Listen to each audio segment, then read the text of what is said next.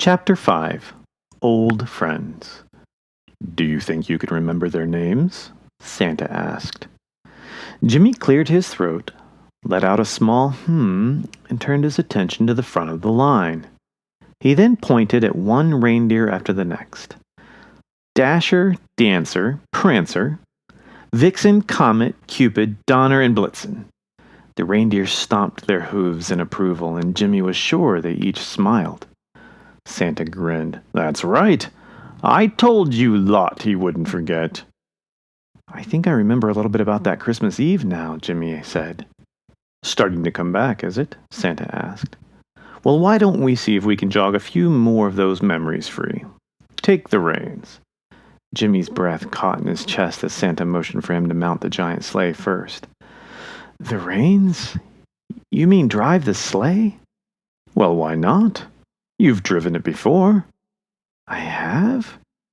Santa laughed again. Hop on up and let's see what happens. Jimmy stepped into the sleigh and scooted over so Santa could board. The sleigh's interior was lined with deep red velvet and pure white cotton. It was cozy, warm, and smelled of spiced apples and oranges. So take these, Santa said, and handed Jimmy the leads.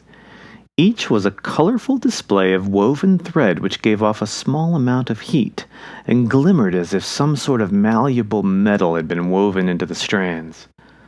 Just give 'em a tug and ask Dasher to take us to the elves. Are you sure? Jimmy asked. I mean, I don't remember ever driving your sleigh. Santa chuckled. Of course! Take us out, Master Jim. Jimmy laughed a sort of nervous laugh and gave the colorful reins a small tug. To the elves, if you please, he asked, his voice a bit low and a tad nervous. Nothing happened. Santa leaned over and whispered, a little louder. Sound like you really mean it. Jimmy cleared his throat and was surprised no painful coughs or jarring rattles followed.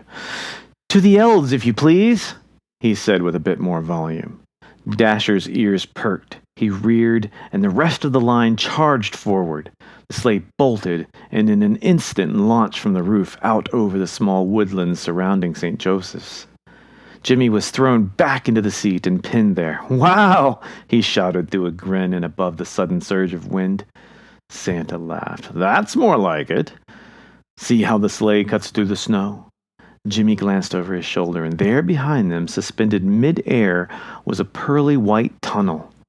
Santa pointed to Dasher. Notice the small bits of light glittering and trailing off his antlers now? Jimmy nodded as he watched what appeared to be a shower of glimmering glitter trailing behind Dasher's wonderful antlers. Santa smiled. I'm not certain how they do that, but the light seems to push aside the wind and snow just as easily as it does the dark. Has he always had antlers like that? Oh, yes. I'm not sure even elven magic could create something that wonderful. That's Mother Nature's work. Can any of the other reindeer do that? Not that I've seen. Even the elves say they've never known another reindeer to possess such a gift. And some of them have been around quite a bit longer than even me. I do know of several reindeer very different from the rest, some with coats of the purest white. Not only are their coats white, but so are their antlers, even their hooves. And each one of them has baby blue eyes. There are a few solid black reindeer who are called the North Pole home as well. They have the darkest fur I've ever seen. When you look close enough, it seems almost blue, maybe purple in places. Beautiful creatures they are. But none, to the best of my knowledge, have antlers like Dasher's. I guess that makes him pretty special. Special indeed, Santa agreed. The sleigh charged out over the trees and began to circle around a tight gathering of pines. Dasher will take it from here, Santa said. Just then the reindeer plunged towards the earth, guiding the sleigh between the branches without so much as a bounce or a bump. When they touched the ground, a small hiss rose from the sleigh's runners as they raced across the snow and ice. Dasher pranced through the forest, threading the team between trees and snow-covered brush. Ahead, A soft green and amber light pulsed, casting strange, whimsical shadows all about. Dasher made his way straight towards it. "Is that them?" Jimmy asked. "Those are the elves, all right. Smell the cooking?" Santa asked. Jimmy sniffed the air and was about to tell Santa all he could smell were the pine trees when there, hidden just behind the forest aromas, was the scent of hot fruit and bread. The smells began to grow. I think I do."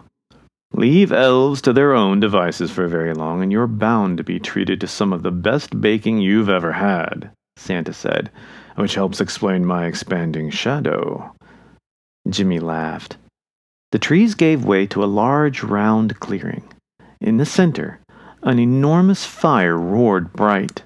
Gathered around the blaze were 50 to 60 elves, all busy with tiny pots, pans, and stone ovens.